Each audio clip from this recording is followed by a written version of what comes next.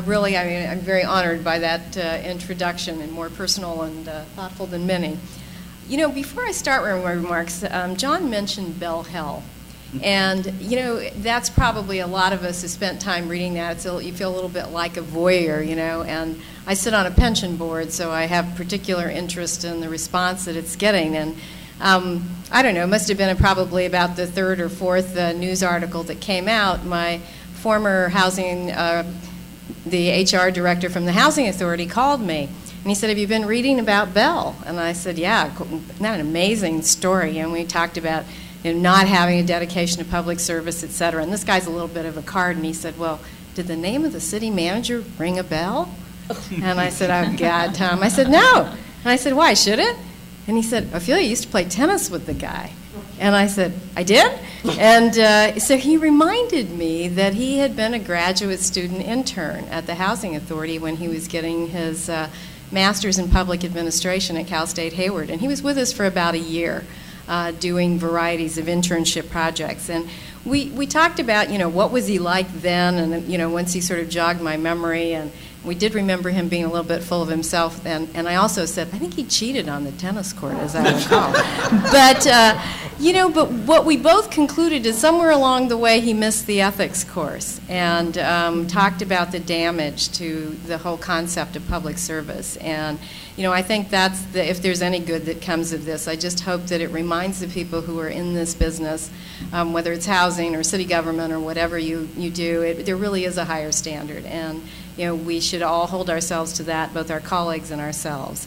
So on behalf of Secretary Donovan and the entire HUD team, I was so honored when Mary Ellen called and said, you know, would you speak? And known John also a long time. And it was, you know, I just thought this is a great opportunity to come and talk about HUD's new initiatives and approaches.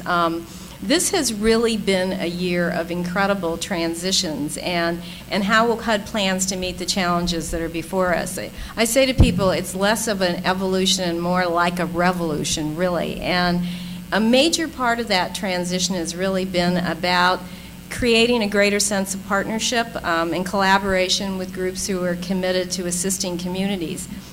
And really, as my line goes, to get off their assets, and that's assets, and really put them to work.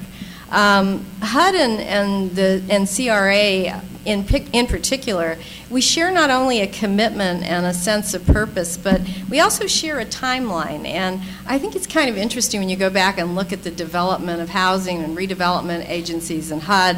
You know, and I was, in doing some research, I went back to the Omnibus Bill of 1961 when President John Kennedy sent Congress a message.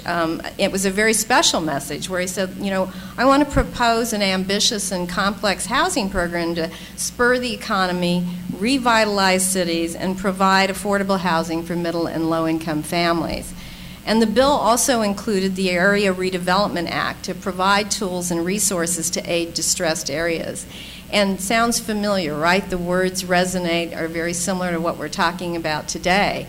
If you were to go and read, in particular, a debate on the Area Redevelopment Act, the representative from Maine, when I read that, I thought, you know, it is so incredible that the same issues and the same responses and the same vision were there, you know, almost 50 years ago.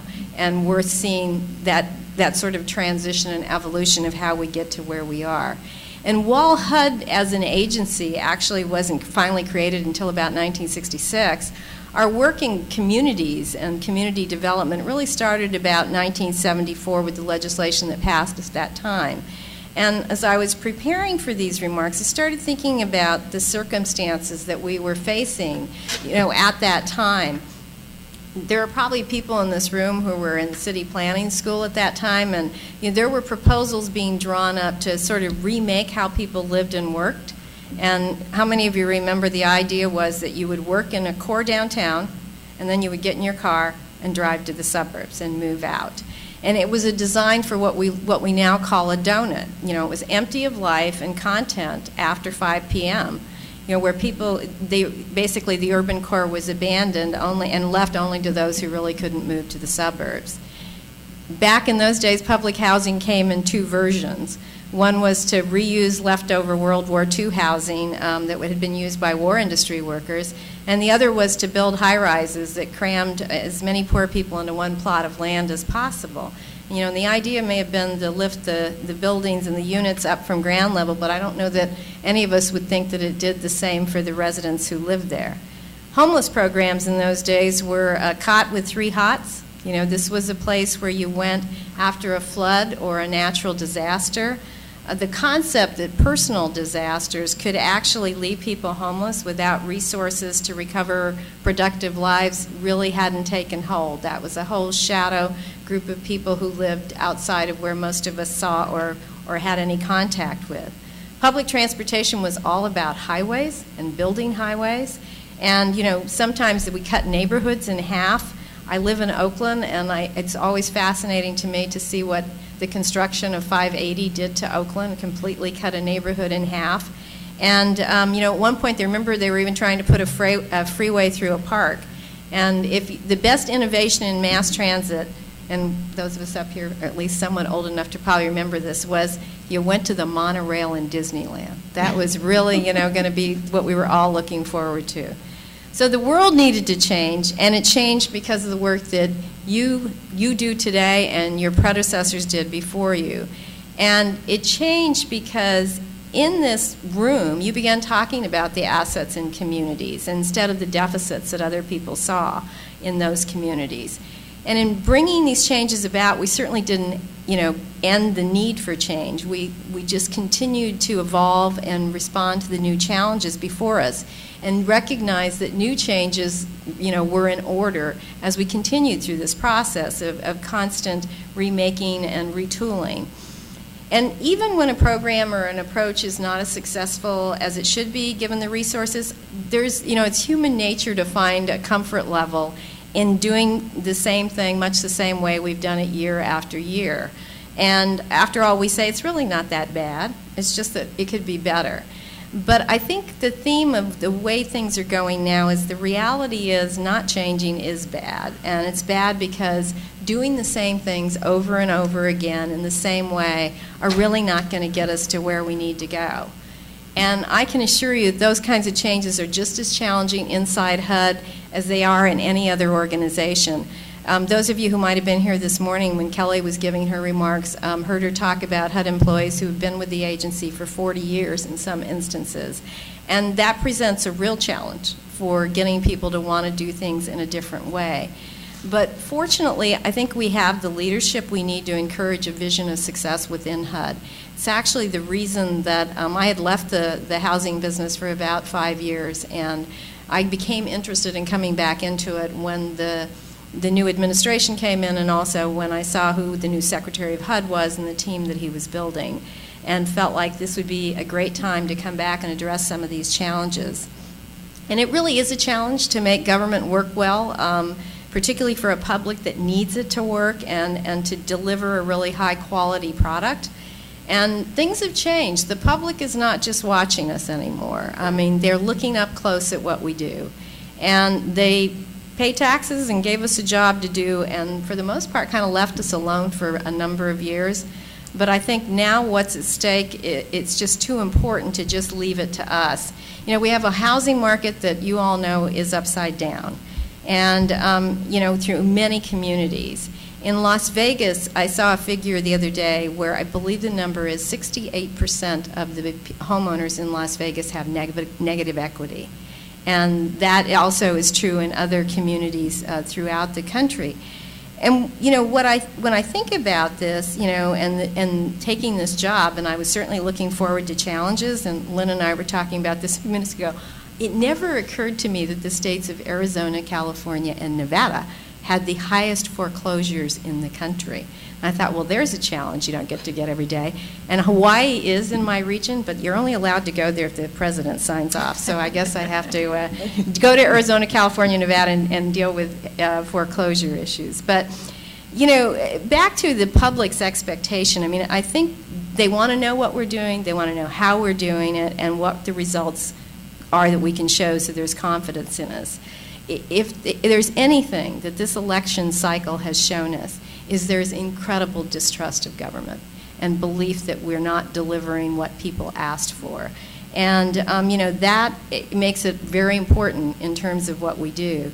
And Secretary Donovan points this out to us routinely, and I think it really was a reflection in the strategic plan when it was developed. And I just want to quote something that he said because I think it's really true. He said, quote, "Too often I think government agencies where we have complex missions, lots of programs, we lose sight often of what success looks like.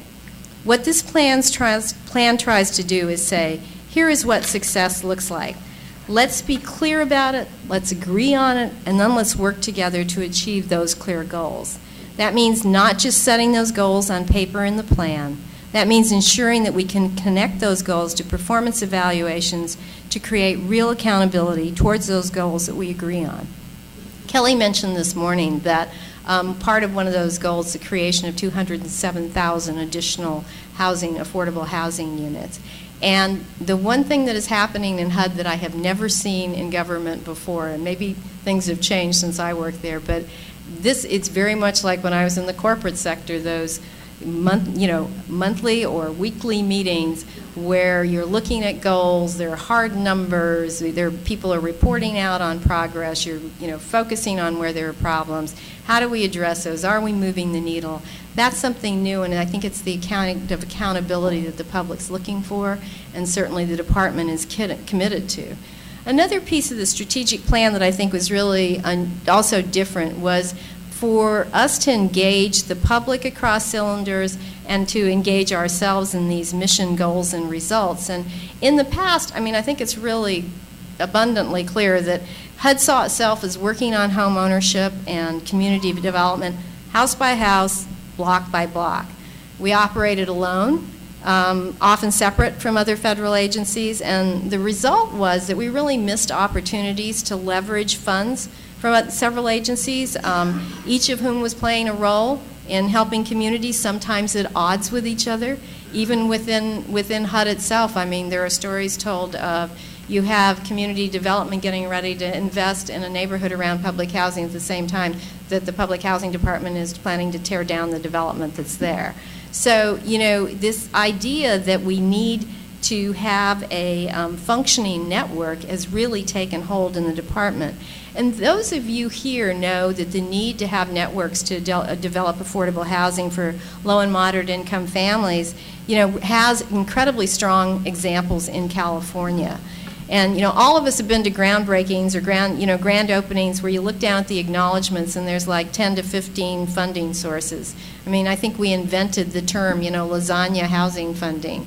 And then you do the 10 or 15, and then there's some people who come up and say, how come we got left off, and you realize there were 20, not that number. And my counterparts in other parts of the country are just amazed when we talk about these networks of funding sources as we compare the differences in our communities. Because there are still many parts of the country where a 202 or 811 grant pretty much carries the entire production load. So this is very different. And this year, in this year of transformation, HUD has started really following the kind of local example that's been demonstrated here in California that is so effective by crafting networks